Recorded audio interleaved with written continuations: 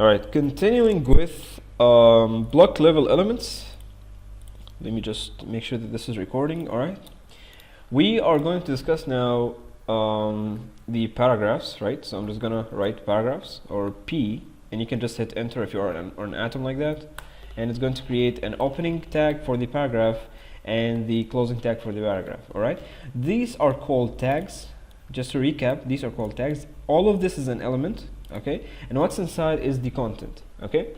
So we can I'm sorry, we can write the content just like that between the closing and the opening pairs. Like maybe this is a great paragraph, all right, or I think I misspelled this. It's a great paragraph, like that, right? So you can write the content like this. I'm just going to show you what this looks like. So let me just go there and grab my live server. Okay, so this is what the paragraph looks like. What is the difference between paragraphs and headings? Paragraphs are just for large pieces of text. Okay, if you have a very large piece of text, I'm just gonna make an example here. So if I write something like Lorem is a plugin in most of the editors or IDEs that generates just Latin gibberish text like that. Okay, so if I write this, it's gonna create a very large paragraph, and this typically what a paragraph is made for: large pieces of text. Okay, so if you have something like this, this is essentially a very small paragraph. So we could have stick to something called a span, right? But I'm not gonna talk about it now. A span is also a tag, but typically a span, from its name, it spans small pieces of text. It spans a couple of words, 2 or 3 words, or maybe a sentence of 10 words, for example. But more than that, it's not usually used. And most of the time, spans are used to highlight some specific word inside a paragraph, meaning that what happens if I want to give this specific word ipsum here a color, a background color, a font size, and I just want this word to have this word right there, right? I just want this word to have my highlighting or my styles, right? I don't want the whole paragraph to be taking the styles.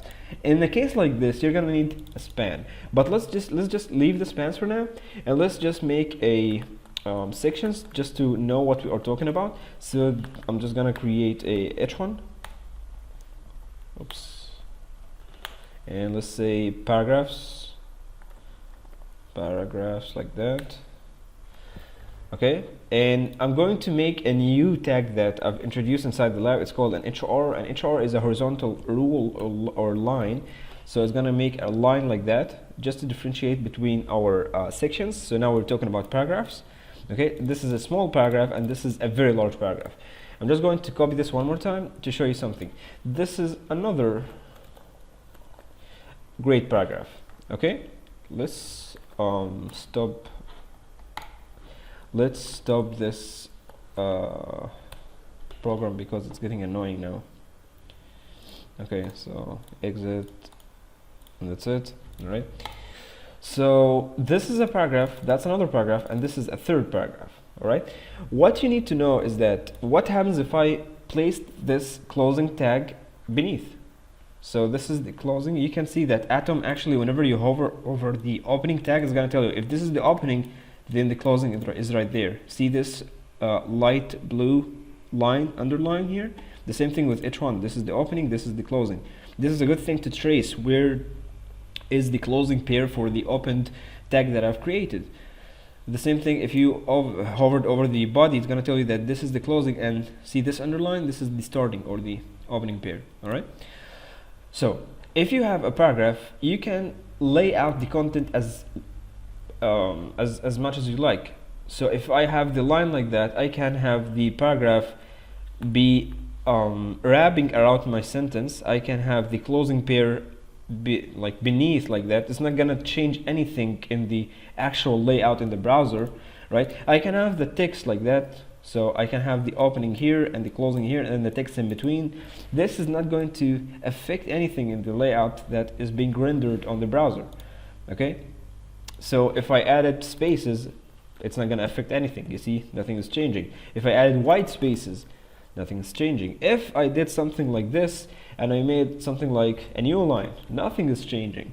So how do we make this takes effect? First of all, this will never take effect because there are specific either HTML tags that does the new line that I've just made, or HTML entities that will make you some, or will give you some kind of a white space like that, okay? Or a CSS rule, as we're gonna see in the CSS lab, that will give you the ability to make spaces, to make margins, as we've seen in the previous video of the headings and developer tools, to make new lines, okay? So there are specific things that does this, right? So that's the bottom line. I just wanted to you to know that the tags by default, however you lay out the tag inside your HTML script, will not affect the actual layout being rendered on the browser. That's really important to know, okay? So going back to my idea of creating a new line. So how can we create a new line? Well, using HTML, you can use a tag called BR, which stands for break. So if I said something like, here is a new line, right? So it's gonna come in one line like that. So I just want to add a breaking line here, and if you did this, it's not gonna reflect on the rendered page. So you can just say here something like BR or line breaker, and this line breaker is going to break right after here is a new line. So this is the area where the new line or the break tag has taken effect, and that's the continuation of the paragraph. See, this paragraph contains now another internal element or internal tag, and that's totally fine. And notice that the BR is just like the HR, and it's just like the meta, which we discussed as the void or empty elements or empty tags. So they do not have a closing one like that. They do not have a closing pair. It's just you write it and that's it, okay? And notice that the layout of it's the same stuff, the same exact convention. The layout of the BR inside the code, inside the HTML script, it's not gonna affect anything. So if I put the BR there, it's not gonna affect anything. If I put after the BR the continuation of the paragraph, it's the same rendered view. I get the same view in the browser, okay? So that is all about paragraphs. There is another cool block line element, and if you notice something, this is a block line element as well, because notice how this paragraph, whenever it has finished, right, it by default it went a new line. I didn't put any BR there, by the way. It just went a new line because by default paragraphs are just like headings. They take the span, they take the width of the whole viewport. So they went a new line, it went a new line, and the other paragraph started just beneath of it. When this paragraph ended, so when this part has ended, which is this part, the third paragraph has started. And whenever I put anything after this paragraph, like that's a last paragraph,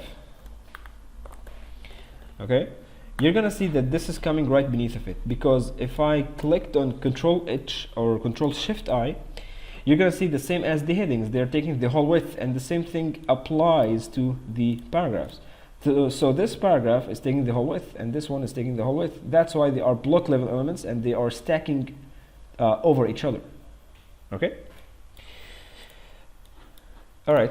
There is another cute tag that you can use that styles a little bit the paragraph that you are using. If you want to use some kind of quotation, so we have. I'm just gonna edit this to block quote. So a block quote is just like a paragraph.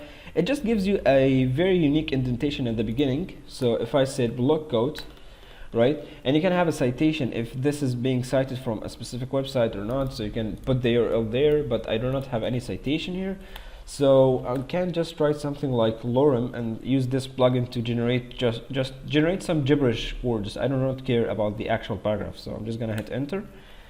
Okay, and see now that this block code, okay, so this block code right there, okay, is being illustrated or rendered here. That was the last paragraph. That was the last paragraph tag that we have written. Paragraph. Let's just continue this. Okay, and this is the block code.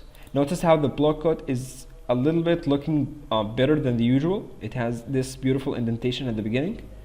Okay, and you can add whatever you want. You can add the double quotes at the beginning and double quotes at the end and stuff like that. Okay, so this is another tag.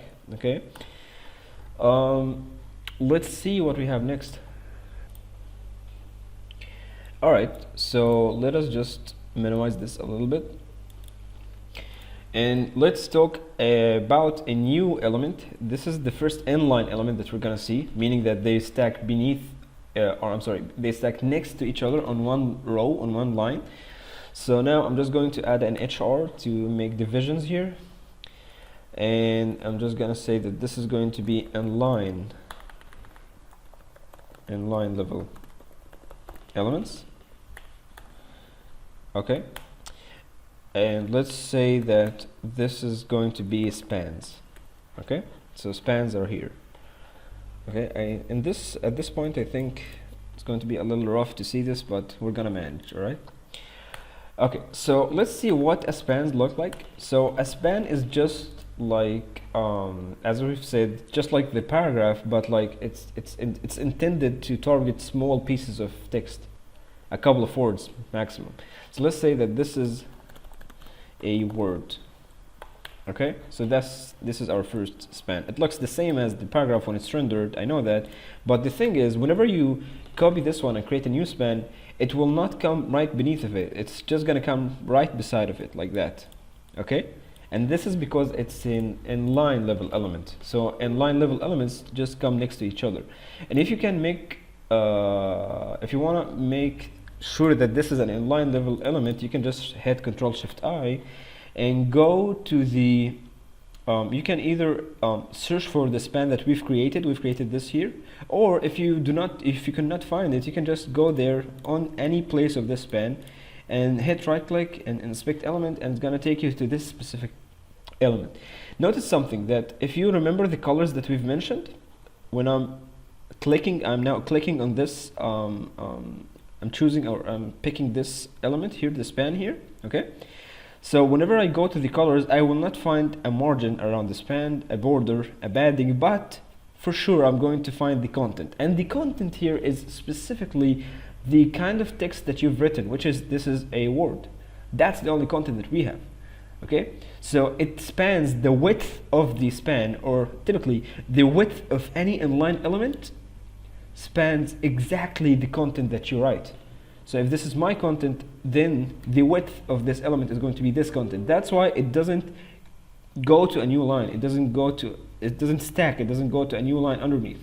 Okay, so if I took this, I'm not taking all of the width, then there's a place for me to welcome any other coming elements right beside me. That's the point.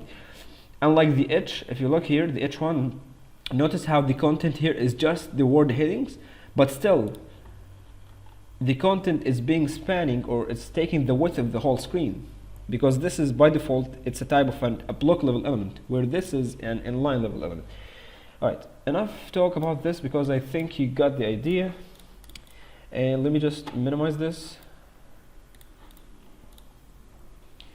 Okay, and this is our span here. And let's take another inline level element. Let's say that we are talking about images now. Okay, so these were spans, and let's talk about images. I'm going to create an H1.